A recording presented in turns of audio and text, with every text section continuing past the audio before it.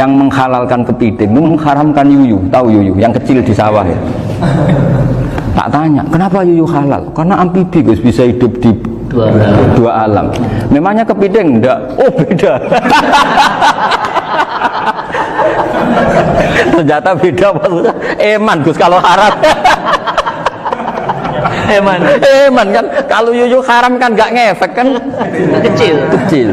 Ini mufti kok. Oh udah kadang halal, udah kadang makan selama ini. Iya selama ini udah kadang makan itu. Makanya banyak kiai yang mengharamkan kepiting sebetulnya, tapi minoritas kan. Minoritas. Tapi yang mengharamkan yuyu mayoritas, wong kecil aja.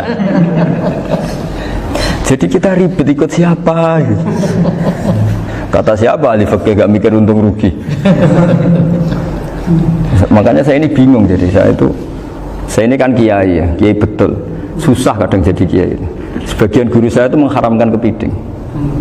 Nah kalau kayak dolan di daerah Yono Mas Nafis, daerah itu penghormatan tertinggi santri itu kalau nyugoi kiainya kepiting, karena itu makanan termahal. Bingung kan dia? Mau tidak makan itu kayaknya dipersiapkan betul Pak Ribon. Udah ada effort ya. Warna nyari yang mahal kan. Mau makan itu sebagian guru kita mengharamkan. Akhirnya ya ada darurat tadi. Makan sekadarnya. Kalau saya habis 3 pasti israf. Kalau habis 1 prosedur hormat yang nyugui. Itu susahnya jadi kiai. Kalau kamu kan tidak kiai, mumpung gratis. Enaknya gak jadi kiai kan itu masalah. Pertimbangannya mumpung gratis. Sudah gitu masih mun dibutuh mawon, makai dibutuh mawon. Oh digawa tenan. Tapi sebetulnya ada sisi naif dari yang bilang halal tadi. Ketika yang bilang halal, naif itu versinya, tapi ya nggak apa-apa, semoga dimaafkan Allah. Naifnya tadi, tapi saya tidak tapi itu masalah khilafiyah ya. Semoga yang mengatakan halal juga benar, karena punya perhitungan iman tadi. Tapi yang bilang halal itu tak tanya, itu halal apa haram? Lucunya jawab haram semua. Yuyu bahasa Indonesia nggak ada kayaknya. Nggak tahu juga saya apa. Yang penting paham tapi yuyu yang kecil itu. Itu kalau diharamkan nggak ada yang protes ya? Nggak ada. Tapi kalau kepiting? Ini pakai model apa? Coba Pak Wafa. Kalau alasannya amfibi, yuyu sama kepiting sama enggak? Kalau alasannya amfibi, hidup di 2 alam. Sama-sama. Kenapa kepiting jadi halal? Lebih bernilai. Ini juga mufti model baru. Mungkin muftinya menghalalkan itu. Iya makanya itu. Kan jadi kayak tadi ayam jago tadi orangnya tak tanya akhirnya. Andekan yang kecelakaan itu ayam kecil. Kamu tanya saya enggak? Ya enggak, aku langsung tak buang. Kan langsung dibuang. Berhubung ayam besar. Eman kan. Tapi nurani aja sebetulnya protes. Nyembelih kleket-kleket kadang kan apa kejet-kejet itu sudah tunggu SOP jawaban. Ya tapi apapun itu ini ilmu harus didengar ya supaya sampean tahu ya, ada hayat mustaqirroh, ada hayat mustamirroh, ada hayat ibtiroriyah, paling enggak kita ngerti lah. Karena nanti di bab B ya nyun sewu di bab apa B itu ya nanti nggak sahnya karena apa? Tidak mutamawal. Misalnya saya punya utang sama Pak Arifin ayam jago, tak bayar dengan jago yang mengalami kehidupan sudah seperti itu, kan tidak sah. Meskipun itu hidup tapi sudah tidak hayat yang mustamirah, tidak normal. Jadi ilmu itu apapun tidak cocok kita karena beda mazhab misalnya, tetap sebagai apa? Ilmu. Jadi jangan pernah anti ilmu meskipun kita tidak cocok. Dulu saya itu heran sama Abu Hanifah karena membolehkan merujuk wakaf. Wakaf itu kan nggak boleh ditarik kembali dalam mazhab Syafi'i dan hampir semua ulama bilang gitu. Tapi kalau kata Abu Hanifah, jika nazir yang nerima itu tidak sesuai rencana kita, keinginan kita, itu boleh narik kembali. Fa innal waqfa atiyatun makhdah, kata beliau. Wakaf itu ya pemberian normal saja. Suatu saat ada peristiwa gini Pak Arifin ya, ada orang kaya raya mewakafkan tanah itu senilai kalau nggak salah itu 60 miliar. Singkat cerita beliau bermain apa gitu, bisnis apa itu bangkrut, kemudian itu belum disertifikatkan wakaf, kemudian nggak ada yang disawang coro Jawa, nggak ada yang dilihat, terus mau dibeli sama nyuwun sewu, sampai yang mau beli yang mampu itu non muslim. Singkat cerita ada orang kaya muslim yang mau beli itu tapi ada problem karena itu wakaf.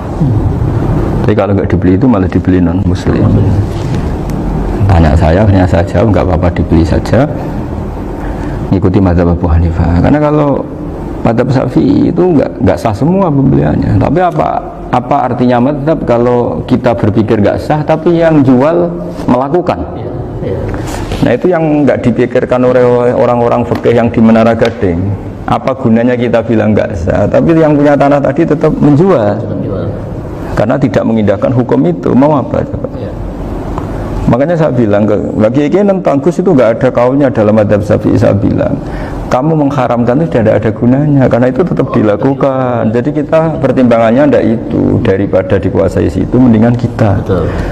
Nah itu sisi-sisi fikih. Makanya ini kita ngaji fikih tidak segampang itu memberi fatwa, karena pertimbangannya banyak, Pak. Tidak hitam putih. Tidak hitam putih gitu maksud saya, ini cerita. Jadi nanti kamu ngerti. Jadi mau apa coba? Itu kan ibarat gini. Hukumnya kita ngajar perempuan itu masalah sebetulnya secara, karena itu ajnabiyah. Tapi fikih mentoleransi li ajli ta'lim, karena untuk belajar gak apa-apa. Kalau sudah jadi fakta itu ribet. Dia maunya belajar sama kamu, dan sekali kamu tidak mau belajar ke yang lain yang potensi menyesatkan. Jadi fikihnya bukan masalah nazar lagi, sudah penyelamatan. Ribet kan kalau sudah begitu. Saya punya kenangan yang menurut saya itu harus jadi trauma. Siapapun harus jadi trauma. Ini cerita sedikit. Ini masih ngaji fikih pertimbangan. Ada orang itu sangat khusyuk, sangat khusyuknya di rumahnya Pak Wafa itu nggak ada TV, nggak ada motor, nggak ada apa saja. Ketika anaknya berkembang agak dewasa, itu pertama naik motor itu ya utang jasa sama kawan-kawannya. Pertama dia ngelihat nikmati TV ya dari kawan-kawannya. Corong Jawa, mbek tanggane lah. Padahal orang tuanya ini protektif justru karena banyak tanggane sing nggak pati Islami lah. Dia mereka orang Islam tapi ya nggak sholat, nggak apa. Singkat cerita orang tuanya ini datang ke rumah saya nangis, nangis Gus, sekarang saya ikrar bahwa mazhab abah jenengan Kiai Nur Salim, mazhab bapak saya itu, mazhab jenengan itu lebih hebat imam mazhab kula. Nangis deh. Dulu saya itu agak menyalahkan Kiai Nur Salim jenengan karena longgar di rumah ada TV, ada motor. Terus dia cerita. Nah karena anaknya ini pertama bisa naik motor, untuk anak ABG ini kan jasa yang luar biasa. Karena dia butuh sekali bisa naik motor, dipinjemin. Akhirnya walhasil anaknya ini yang saya merantau ke Jakarta kemana, akhirnya lam yusolli wa lam yasum. Padahal anaknya ya kiai kampung. Terus tak ceritain ini. Terus akhirnya dia tanya, kenapa sih Gus jenengan sama abah kok longgar gitu sama anak? Terus tak ceritani gini Pak Arifin, menurut ilmu al-insan abdul ihsan, manusia itu budaknya kebaikan. Karena utang jasanya sama anak ini, ya dia akan ingat anak ini. Sementara kenangannya mbak jenengan mbok amui, tidak boleh. Dia baru ngakui ya Gus saya itu nyun sewu hanya khusyuk tapi kurang ilmu. Tadi dia hanya berdasar khusyuk. Bocah kok main delok TV, kan pikirannya hanya gitu. Ini cerita ilmu, saya bukan menjustifikasi manapun, ini kan cerita ilmu Pak Arifin ya. Jadi semuanya itu ada hitung-hitungannya. Coba kalau kita terlalu stakung be anak pertama naik motor jasanya orang nggak sholat ya, pertama roh TV jasanya orang nggak sholat. Coba terikatnya anak ini sama kita apa sama orang itu? Sama orang itu. Bayangkan kalau umur ABG, kalau umur sak pari pun Pak Wafa ini nafsu astagfirullah kan. Gue cok tua nome ya orang. Gaya tok, bareng tua udah khusus gue gaya tok. Aslinya namanya bodoh. Ya saya sama semua. Cuma saya kan lebih jujur dari biasa. Jadi orang itu harus ngitung gitu. Itu kenapa Mbah Mun tuh kayak alim alama. Setahu saya dalamnya ada TV. Putra-putra ini lihat TV. Meskipun kita tidak mungkiri negatifnya TV, kita nggak mungkiri Pak Arifin ya. Tapi tadi ketika anak-anak ABG itu pertama lihat TV jasanya tonggone. Kalau kebetulan tanggane wong soleh nggak masalah ya. Kalau enggak, itu nangis ke rumah saya itu ya. Nyesel dia. Tidak bisa bilang gini, ini jenengan tiang soleh, mesti anak jenengan suatu saat kembali. Coba pola jenengan harus rubah. Ini hebatnya Nabi. Ketika Sayyidah Aisyah masih kecil, minta diperlihatkan li'bul habasyah. Itu ya diturutin kan masyhur itu. Kayak apa Nabi? Karena kalau nggak diturutin, pasti Sayyidah Aisyah akan ngidolakan mainan yang lain yang di luaran sana malah. Itu karena Nabi punya kearifan tadi. Jadi ini kan ilmu, lagi-lagi ilmu. Jadi yang semua itu harus dibaca dengan ilmu. Makanya kata Nabi, ad-dunya mal'unatun mal'unun fiha illa dzikrawah wa ma'alalahu aw aliman aw muta'alliman. Karena dunia ini hanya bisa dibaca dengan ilmu. Yang diridai Allah maksud saya hanya bisa saya itu banyak kenal menteri, kenal pejabat, tapi saya tidak pernah melihat itu sebagai pejabat. Melihatnya itu orang yang ingin belajar agama. Karena sekali salah melihat, yang hidup itu tamaknya Pak Arifin. Yang hidup kan tamaknya. Saya kenal orang kaya kok melihat kayanya, yang hidup itu tamaknya, ingin dapat ini, dapat. Tapi kalau melihat itu sebagai hamba Allah yang ingin belajar, insya Allah kita selamat dari tamak. Meskipun kita ya manusia tidak sempurna. Setidaknya ketika dia lomo atau tidak lomo, nyalami template apa tidak ngefek, karena kita melihat ini mau belajar. Tapi kalau kamu didorong tamak, katanya orang kaya ternyata nggak tahu haknya kiai, ribet kan? Ribet.